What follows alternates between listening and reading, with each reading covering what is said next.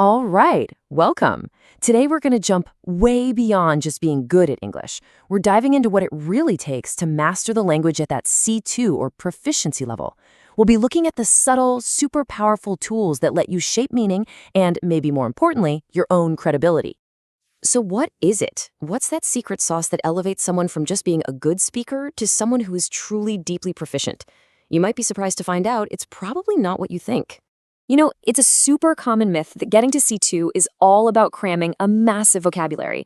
And look, words are important, obviously, but the real magic, the real skill, is in how you use the grammar and structures you already have to express these incredibly precise shades of meaning. This quote just nails it. This is the whole idea.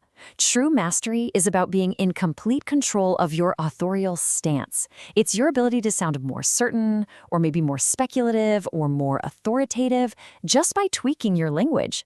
Seriously, think of it like a dial for certainty, and today we're going to figure out exactly how to use it. Okay, first up, let's talk about modal verbs. Now, at this level, it's not about just knowing what must or can mean. Of course you know that. It's about understanding their two very different personalities. They're two different jobs that C2 speakers just switch between without even thinking. So check this out. See how the same exact word, must, is doing two totally different things here. On the left, you've got what we call epistemic modality. That's all about how certain you are. It's about deduction. When you say she must be exhausted, you're not ordering her around. You're just making a logical conclusion based on evidence. But on the right, that's deontic modality, and that is all about control, rules, obligations, commands. You must submit the form is a clear rule. Getting this difference is absolutely fundamental. And this leads to a couple of high-level traps that so many advanced learners fall into. First one, negative deduction. When you're pretty sure something isn't true, you have to use can't, not mustn't. Mustn't is only for telling someone not to do something. Second one, for positive possibility, saying she can be at home just sounds, well, a bit unnatural. You want to reach for may or might instead. Nailing these little details is a huge sign that you've reached proficiency. Okay, so let's take these ideas and apply them to the past.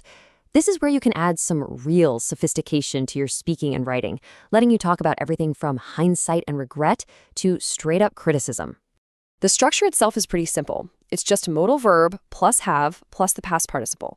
But what you can do with it is incredibly flexible. You can make a guess about a past event, right? They might have missed the train. You can express regret or criticize someone. This is a super common one. You should have told me.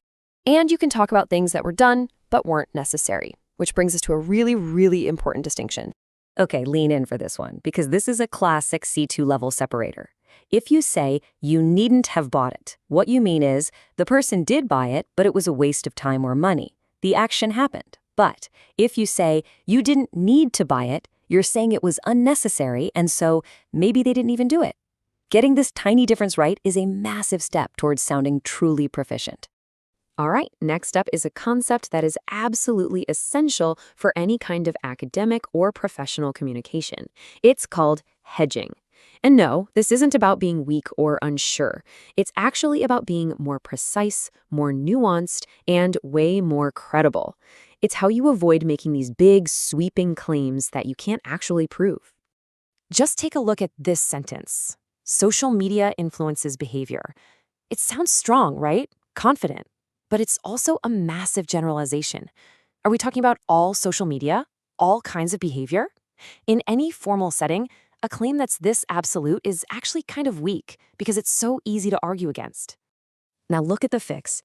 By adding in many cases and tends to, we haven't weakened our point at all. We've actually made it stronger. Why? Because it's more accurate, it's more defensible, and that makes it way more credible. That's the power of hedging. So here are some of the go-to tools for your hedging toolkit. You can use modals like may or might. You can use words like tend to or arguably. You can even use impersonal structures like it would seem that to create a bit of distance. Now, a quick word of warning. See those boosters down at the bottom, like undoubtedly or clearly? Use them very, very carefully. If you overuse them, you actually sound less credible, not more. Our final technique for today is a really cool one. It's a fantastic way to add emphasis and a very formal, almost literary style to your writing. We're talking about inversion. Now, the structure might look a little weird at first, but it's totally logical once you get the hang of it. You kick off the sentence with a negative word like never or rarely. Then you just flip the normal subject-verb order. The helper verb, like do or have, comes before the subject, just like you're asking a question. You don't just do this whenever you feel like it, though. This whole structure is triggered by a specific set of negative words and phrases. Things like never, rarely, seldom, or phrases like not until and under no circumstances. These are your signals that you need to use inversion.